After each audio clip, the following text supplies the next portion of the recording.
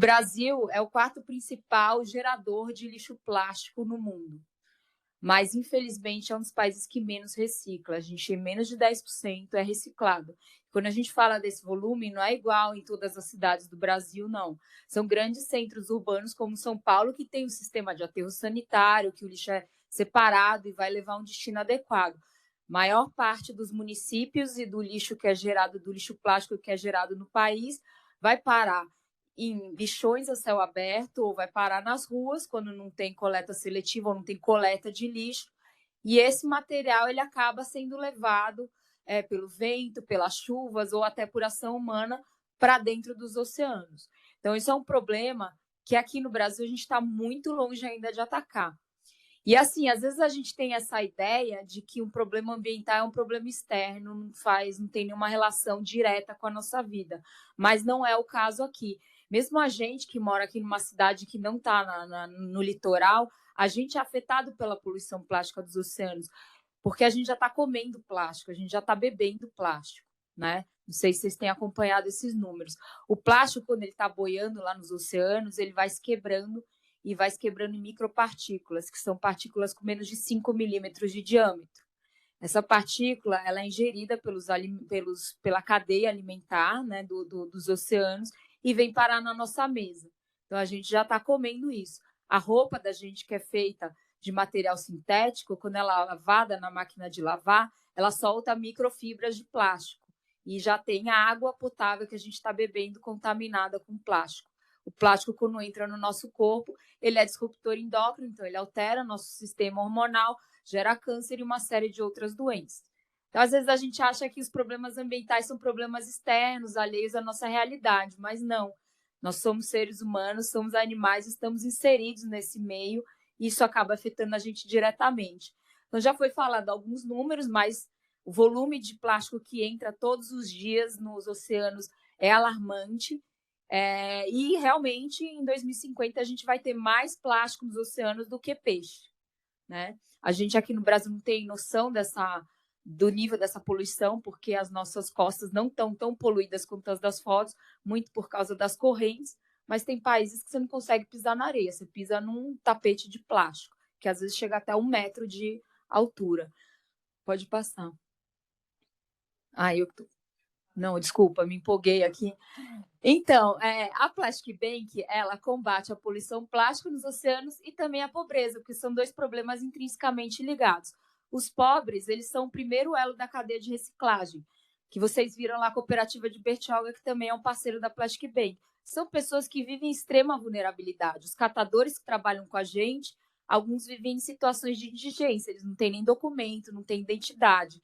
Então, eles são papel fundamental da reciclagem. Quando você compra um produto que é feito o caiaque, que é feito com o plástico reciclado, foi um catador, provavelmente uma pessoa em extrema pobreza, que está lá coletando material e que levou até uma cooperativa para chegar na nossa mão. Ao mesmo tempo, são as pessoas que mais se afetam com a poluição, porque muitos vivem em situação costeira, dependem do mar como fonte de proteína, ou então vivem em regiões marginalizadas e sem coleta seletiva de lixo. E a Plastic Bank, ela trabalha com uma premissa de que o plástico não é lixo, ele é uma oportunidade de negócio. Se a gente reinsere esse material na economia, a gente gera renda, a gente gera trabalho e a gente gera oportunidade de negócios. A nossa empresa foi fundada no Canadá em 2013, já está presente em vários países, e aqui no Brasil a gente está desde 2019. E a gente promove a coleta de plástico em áreas costeiras vulneráveis, combatendo, assim, a poluição e a pobreza. Aqui, os lugares onde a gente está presente são sempre locais com altos índices de pobreza, altos índices de poluição plástica, altos índices de desemprego. Então, vocês podem ver, são países, geralmente, do Sul, né? O Sudeste da Ásia, Filipinas, Tailândia, Indonésia, a gente está na África também, e na América Latina, aqui no Brasil, por enquanto, mas como é um país muito grande, continental, a gente quer realmente impactar o Brasil com uma escala nacional para depois expandir para outros países. E o que a gente faz a gente entra em todos os elos da reciclagem.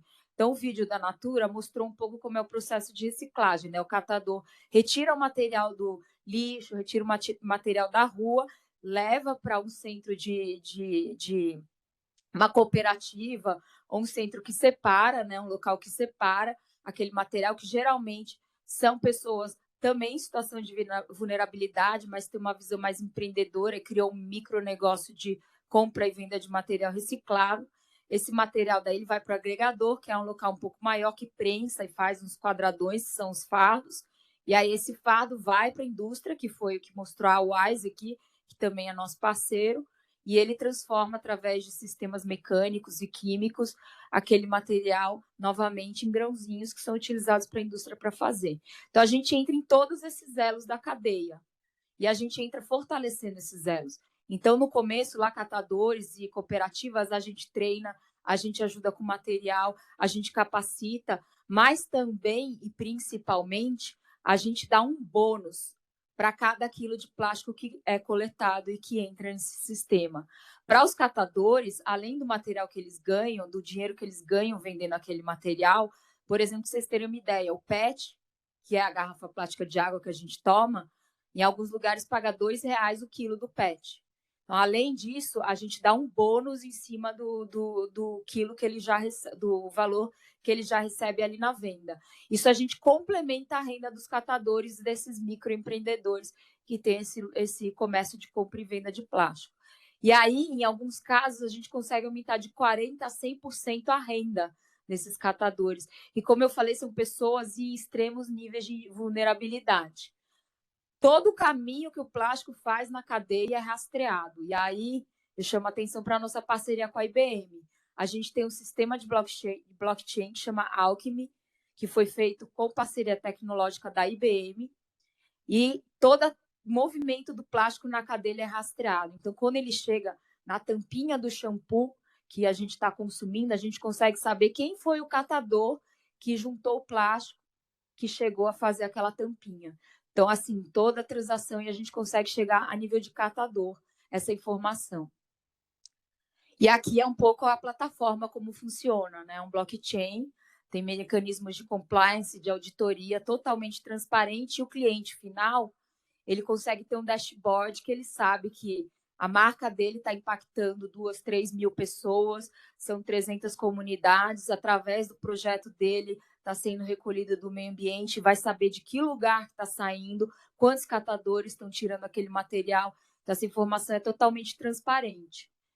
E aí a gente faz um produto que chama Plástico Social, que é uma marca registrada da Plastic Bank, que é um plástico que foi feito de material reciclado, porém que tem um impacto social agregado, porque ao longo da cadeia da reciclagem, ele contribuiu para diminuir a pobreza das comunidades costeiras vulneráveis. Que além do bônus, a gente tem uma série de programas sociais também. A gente ajuda com alimentação, com ajuda com acesso à internet, ajuda com seguro de vida, seguro saúde, apoio com saúde. Então, dependendo do local, a gente tem um trabalho social diferente. E aí, grandes empresas compram esse plástico, essa resina de plástico, e fazem as suas embalagens e dão para o consumidor a oportunidade de, quando estiver lá no supermercado escolhendo qual que é o produto que vai comprar, escolher um produto que tem um valor social, um impacto social e ambiental agregado. Daí, essas duas formas que a gente trabalha com as empresas. Um é o plástico social, que é a compra da resina para fazer as embalagens. Aqui no Brasil ainda não está sendo vendido, mas nos próximos anos vai ser. Mas na América do Norte já tem, e na Europa já tem uma série de produtos que são feitos com essa resina do plástico social. Mas tem empresas que não produzem produtos com plástico, ou então que ainda não estão prontas para poder produzir com esse plástico social, porque tem todo um processo, né? Ela estava me contando, são muitos anos para você mudar uma cadeia produtiva, para você mudar um produto. Então, às vezes, não está na hora. Mas a empresa quer ter um impacto positivo na causa dos oceanos e na aliviação da pobreza. E aí ela trabalha com a gente compensando ou neutralizando a sua pegada plástica. Então, por exemplo, o Einstein, se o Einstein produz, né, utiliza garrafinhas plásticas, né, e vocês geram esse volume de plástico, mas vocês podem trabalhar com a gente que a gente retira o equivalente do meio ambiente. Então, tem uma série de empresas que calcula a pegada plástica dela e a gente vai lá e retira do meio ambiente o equivalente. e a gente consegue dizer de que local e quem é o catador que está tirando aquele material. Então, aqui são as empresas que trabalham com a gente, todas, né, como vocês podem ver, multinacionais, empresas que a gente consome esses produtos. Algumas fazem esse programa de compensação, outras já utilizam a resina para fazer suas embalagens. E aqui um pouco do nosso impacto. A gente já conseguiu retirar o equivalente a 3 bilhões de garrafas plásticas do meio ambiente. Esse é o nosso impacto global. Aqui no Brasil, a gente já está chegando na marca de 200 milhões de garrafas plásticas equivalente a garrafas plásticas que a gente já conseguiu retirar do meio ambiente. Foram mais de 30 mil coletores, catadores impactados. Como eu falei, pessoas em altos níveis de vulnerabilidade. E mais de 500 comunidades impactadas também. No Brasil, a gente já coletou mais de 3 milhões e 500 de quilos de plástico. Já foram mais de 14 mil pessoas impactadas. A gente trabalha em Rio de Janeiro, Espírito Santo, São Paulo. Então, a gente está presente aí em vários estados. E é um desafio, porque a gente sai pensando em tecnologia, como que a gente chega nessas pessoas que estão em situações de muita vulnerabilidade e consegue impactá-los, né? Então, esse é um desafio. A gente paga o bônus para eles através de um cartão de crédito, com a bandeira Elo. Então, a gente usa sistemas de blockchain e usa sistemas de digital bank para poder dar esse bônus para eles, para a gente não ter que chegar e ficar dando com dinheiro, porque eles moram em comunidades e em alguns lugares é de periculosidade. Então, é uma forma da gente trazer inclusão financeira para eles também. Porque agora eles têm um cartão de crédito da bandeira Elo que eles podem chegar em qualquer supermercado, qualquer padaria e comprar com aquele cartão. E isso traz muita dignidade para eles também, um sentimento de inclusão. Eu vou mostrar um vídeo agora para vocês da Carla Maria. Ela é uma catadora associada da Plastic Bank. Ela sustenta seus 5, 6 filhos, eu sempre erro o nome, 6 ou 7, 5. Ela sustenta seus 5 filhos sozinha, mãe solo, com o trabalho que ela faz de reciclagem.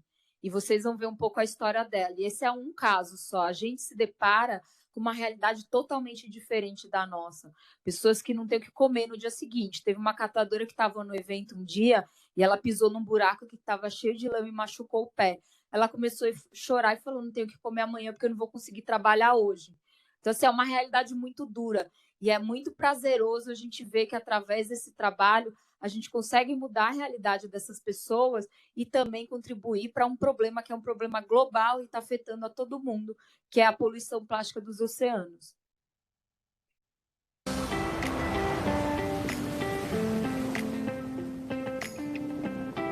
Oi, eu sou a Carla Maria, tenho 39 anos, sou uma coletora de material reciclável da Plastic Bank. Diariamente eu coleto nas ruas próximo à minha casa, que fica na Vila São Luís. A rua toda em Caxias, que é perto da Baía de Guanabara. A reciclagem evita que o plástico chegue ao oceano, né? E por isso que é muito importante o trabalho nosso da reciclagem. Entendeu? Depois que eu troco, eu continuo trabalhando. Entendeu? A minha rotina. Né? Aproveito, venho ver meus filhos e volto de novo. Essa é minha casa, né? Que eu moro com meus 6 filhos, certo? E minha nora.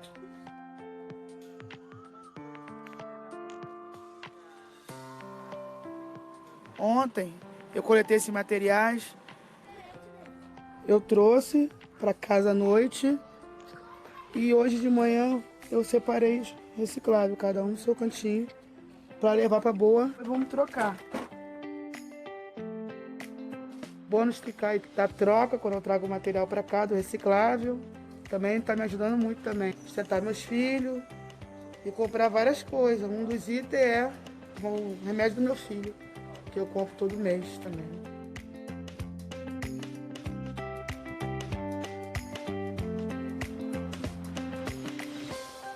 Um ano que eu estou cadastrada aqui na Plastic Bank.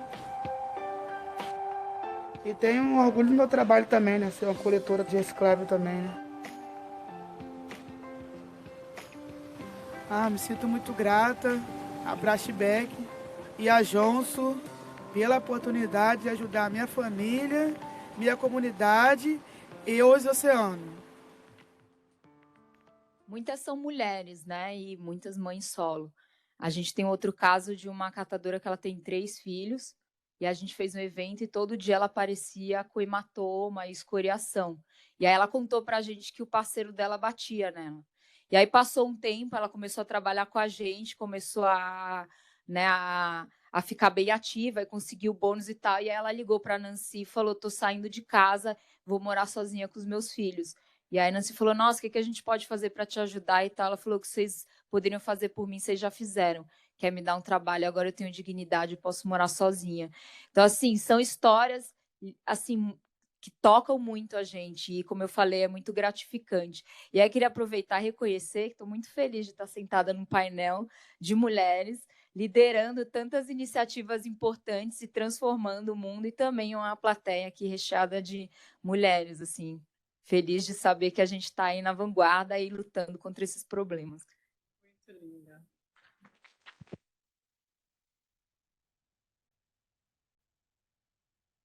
Muito lindo, muito lindo. Quanta história legal, né? Ó, eu não sei vocês, mas eu já estou aqui com as minhas perguntinhas no meu caderninho que eu já trouxe, tá? Eu tenho essa vantagem de poder ver antes.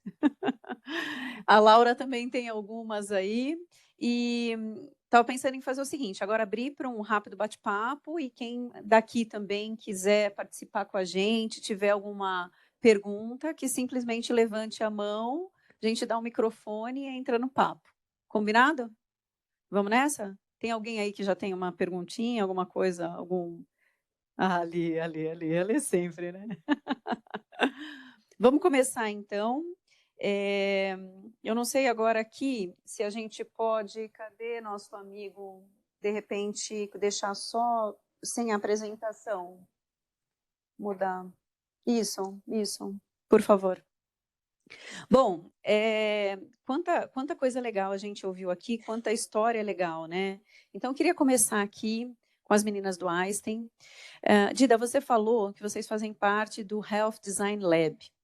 E me parece que isso de alguma maneira, uma célula, ou um time, ou um mindset dentro do Einstein, que, na verdade, propicia essa atuação mais empática, esse olhar mais empático para o que está acontecendo na sociedade, no mundo, e, a partir daí, então, a construção de soluções lindas como essa do UpLuxo. Eu queria que, se vocês pudessem falar um pouquinho sobre essa estrutura que foi criada, seria legal para a gente entender. Legal, é isso mesmo. Então, a gente tem uma área dentro da diretoria de inovação do Hospital Albert Einstein, que é o Health Design Lab, onde ele está olhando para necessidades do ser humano.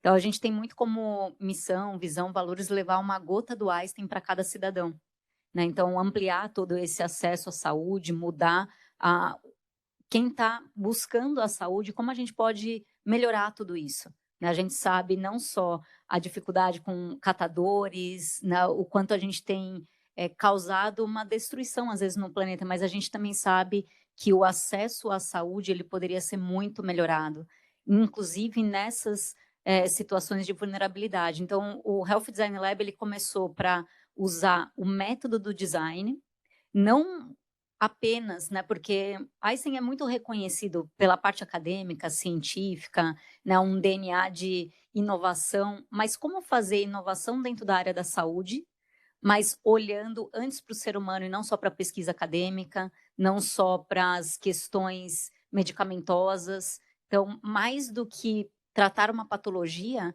é você prevenir que ela aconteça, né? Então, a gente nasceu para isso, usando métodos de design antes de sair para a inovação. Antes, né, usar realmente a experimentação, né, antes do desenvolvimento e da solução. Muito legal. E tem um ponto que é interessante olhar nesse case também, que é o seguinte: existe aí um efeito colateral de aprendizado, que é de como lidar com certas questões que um hospital provavelmente jamais teria que lidar, né? Como questão, estoque, programação de demanda, gestão de tudo isso, a programação daquilo que vai ser produzido e tudo mais, e algo assim que está distante naturalmente do negócio, do hospital, e que eu tenho a impressão que está sendo desenvolvido nessas comunidades que, de fato, estão se juntando a vocês. Então, eu queria entender um pouquinho como isso tem sido.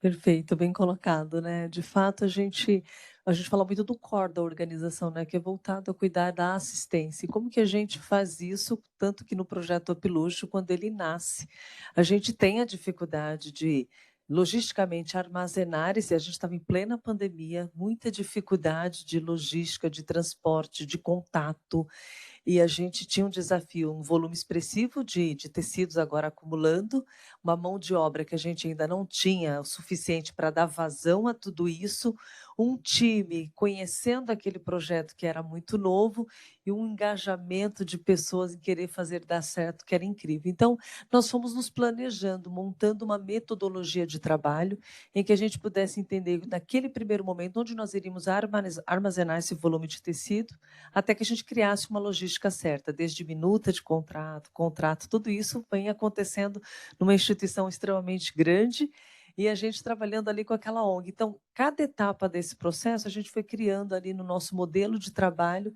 para dar certo. E hoje já tem um fluxo muito bem desenhado. Eu tenho uma área destinada chamada qualidade, em que faz toda a segmentação e segregação desse tecido. A gente sabe o que dá para reaproveitar, o que é peça que eu posso doar, que eu não preciso mandar para uma transformação, e o que efetivamente vai para a ONG.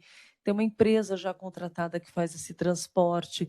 Nós colocamos todo esse material catalogado dentro da organização através de um QR Code. Qualquer área dentro da organização consegue fazer a aquisição do produto. Enfim, foi muito bem estruturado. A gente foi aprendendo, apanhando um pouco, né? Como a Dida falou, foi muito novo, mas muito gratificante. Ele nasceu e hoje está disseminado dentro da organização e o tempo todo a gente recebendo solicitações, né? Então, acho que é um pouco disso, sabe? A gente foi aprendendo mesmo no dia a dia e criando os fluxos e processos. Teve situação da gente ter evento e da ONG falar para a gente: eu não tenho braços, não consigo te entregar produto. E a gente, puxa vida, né? E o evento esperando, e como é que a gente faz isso? E aí a gente foi entender também que em algum momento ia ter retalhos e que a gente não ia conseguir aproveitar com essa ONG, e nós trabalhamos hoje com uma outra empresa também chamada Retalhar, que pega essa parte desse retalho e transforma em vaso, transforma em recursos para asfalto, enfim, tem várias outras soluções. Então, nós também fomos buscando apoios para que esse modelo fosse sustentável do início ao fim. O impacto na cauda longa é incrível, né? E aí o Alê também é do Einstein e está aqui com a gente. Alê, quer perguntar alguma coisa? Quer fazer alguma consideração? Alô? Foi. Bom, nossa, eu estou emocionado de ver, assim, né? Aliviado, inclusive, né? Porque a gente gera tanto resíduo, né? E ver projetos como esse. E, ao mesmo tempo, um pouquinho desesperado, porque, assim, apesar de serem projetos maravilhosos e gigantescos, eles são muito pequenos perto da quantidade de resíduo que a gente gera, né? Uma coisa incrível em cada um dos projetos que eu percebi, e eu queria ouvir um pouquinho de vocês, como foi, de todos, ou de quem quiser falar, enfim, eu não estou direcionando a pergunta para ninguém, de como foi a construção disso. Cada um, todos os projetos que foram apresentados aqui, eles são financeiramente viáveis. E é isso que faz com que um projeto seja permanente, com que ele continue existindo literalmente para sempre. Porque quando ele é um projeto social e depende de patrocínio e daí por diante, depende de participação XYZ, uma hora essa participação vai deixar de acontecer. E quando você consegue criar uma cadeia, início, meio e fim, até a cauda longa, enfim, que seja sustentável, inclusive financeiramente, não só ambientalmente, socialmente, a gente está conseguindo gerar muito valor, né? Por isso, por exemplo, né, a reciclar plástico é um desafio, né? Alumínio, por exemplo, é 100% reciclado. Não tem nenhum grande esforço que precisa ser feito por conta do valor financeiro, porque ele é financeiramente viável. Agora, a reciclagem do plástico é muito mais desafiadora exatamente por conta dessa questão financeira. Queria perguntar para vocês, e aí eu não sei se quem quiser responder, como é que foi a construção do modelo de negócio financeiro mesmo, assim, se houve um desenho e um processo de design por trás dessa questão financeira também.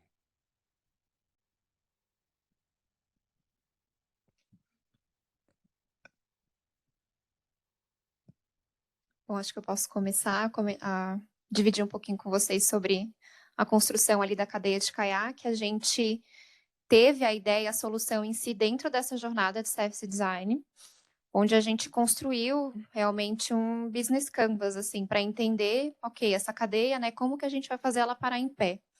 Então, a gente levou em consideração também esse olhar de visão de negócio, e principalmente por isso que a gente envolveu áreas que pudessem nos dar também esse suporte desse olhar de conectar esses parceiros, conectar essas comunidades e fazer realmente que seja rentável não só para a Natura, mas também para eles, né? Que seja algo que traga impacto, não só do impacto positivo e social, mas também financeiro, né? Para que as empresas consigam manter isso. E aqui a gente tem um grande desafio, porque essa cadeia ela foi pensada, né, que foi um dos maiores desafios do próprio MVP, que foi o lançamento do caiaque Oceano, que foi o primeiro perfume, né, primeiro produto de caiaque trazendo essa causa em si, onde eles trouxeram um desafio não só de implementar dentro do Brasil, mas também para a Latam, que era também um desafio de conseguir ter esse volume para todos, né?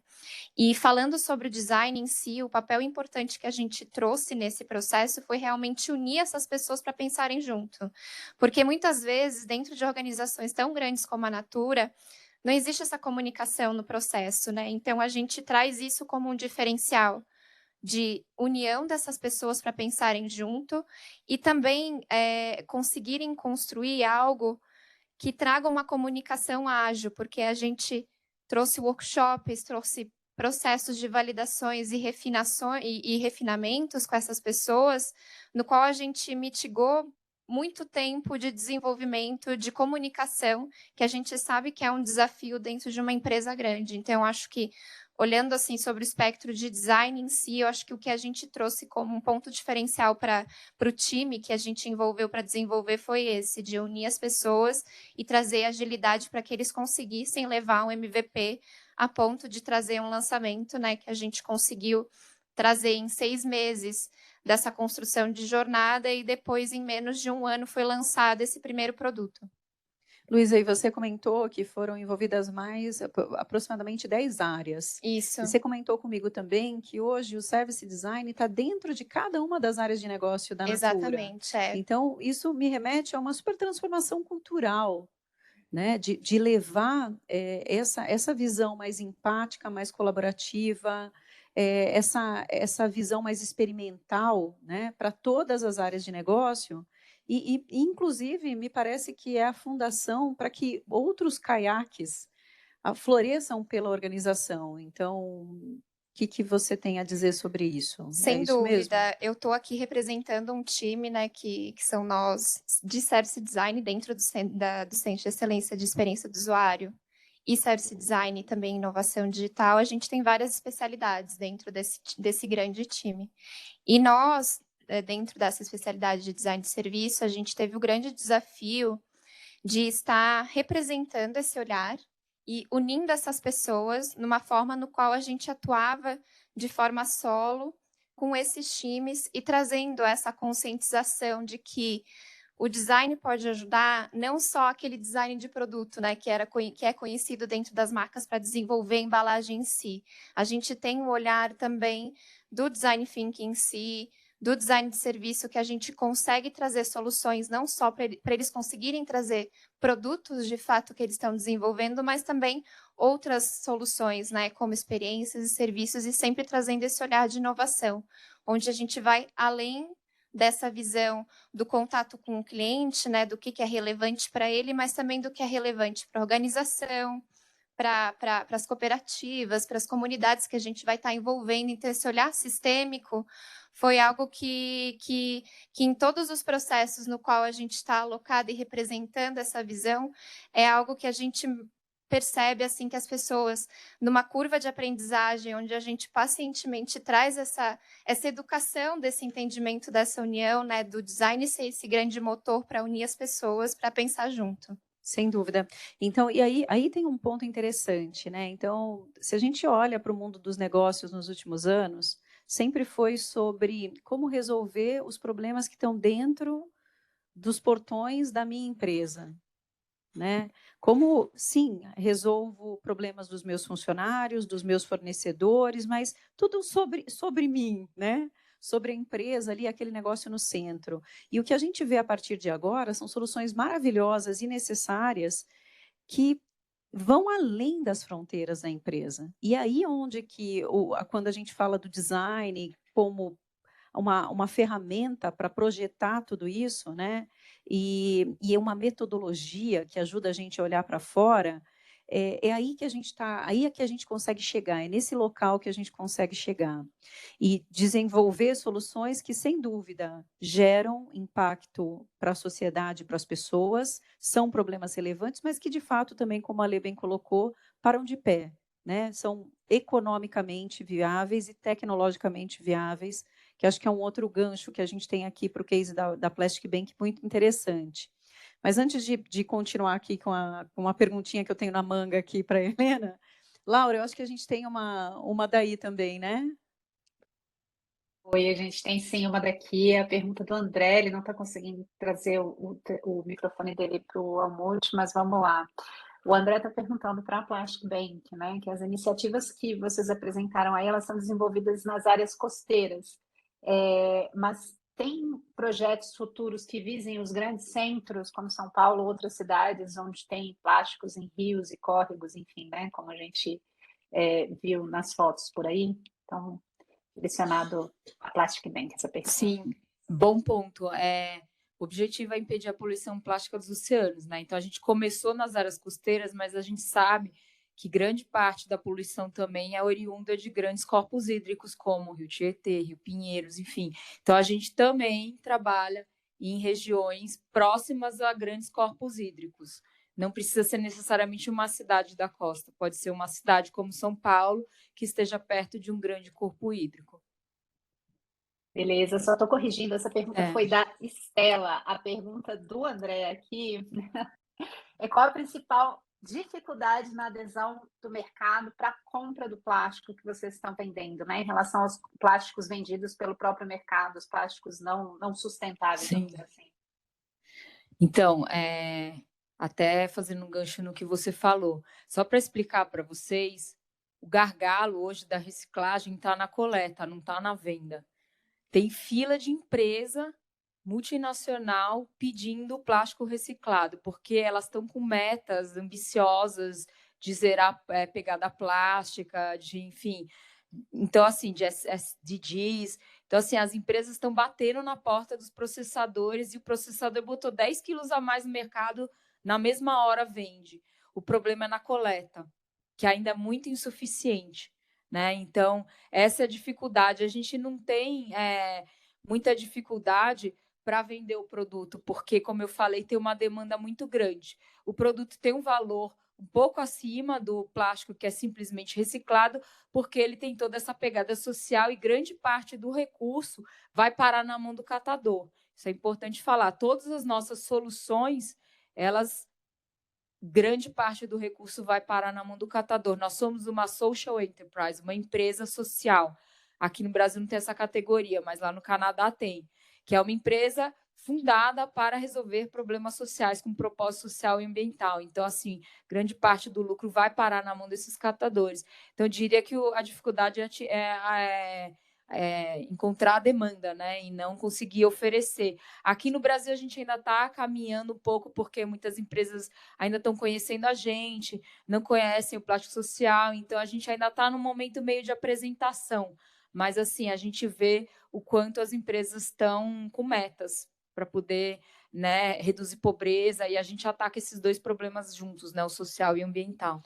Isso é lindo, né? Vai lá, Lê. Só aproveitando que eu estou com o microfone na mão, não quero monopolizar, o pessoal precisa fazer pergunta também e tal, mas só nessa linha específica do Plastic Bank, por exemplo, eu queria entender se você falou várias vezes do bônus, né, que eles recebem, que faz toda a diferença, enfim. E eu queria entender se vocês, mundialmente ou no Brasil, por exemplo, já fizeram parceria com alguma empresa de benefício mesmo. Porque talvez as pessoas possam migrar, né, do alumínio para o plástico, se eles conseguirem enxergar, por exemplo, nossa, assistência médica, gente, se eles tiverem minimamente, né, a base ali, né, o primeiro nível de assistência médica para a família com tantos filhos, com isso, com aquilo, isso vai poder fazer com que as pessoas migrem, por exemplo, né, do alumínio para o plástico. E as empresas que oferecem benefícios, não só de saúde, como vários outros benefícios, também estão buscando, né, aí essa pegada social e daí por diante. Existe alguma parceria nesse sentido hoje? Primeiro é importante falar que qualquer projeto social que se faça tem que ser bottom-up, entendeu? Então a gente precisa ouvir deles o que eles precisam e o que vai ajudar eles a atender as demandas deles, as necessidades deles, para daí a gente desenhar. Às vezes organizações, né, internacionais e tal chegam com ideias prontas e botam de cima para baixo, e tem uma série de complexidades, né? Então, assim, a gente está no momento com assistentes sociais em campo, fazendo um levantamento de quais são essas necessidades das comunidades, para daí a gente desenvolver esses programas. Já tem um programa de segurança alimentar vigente, então a gente está ajudando eles com alguns alimentos que eles identificaram que são prioridades, mas a gente está nesse processo levantando as demandas específicas para desenhar o que eles precisam e qual é a melhor forma de entregar, porque faz uma parceria com o Pão de Açúcar e dá um cartão para eles poderem fazer compra. É uma boa ideia para a gente que tem acesso ao Pão de Açúcar. Mas para uma pessoa que mora com uma comunidade, o Pão de Açúcar está, sei lá, 15 minutos, 20 minutos da casa dele, ele não tem dinheiro para pegar uma condução, não é uma opção viável. Então, assim, é uma realidade muito diferente, a gente tem que fazer esse desenho bem adaptado.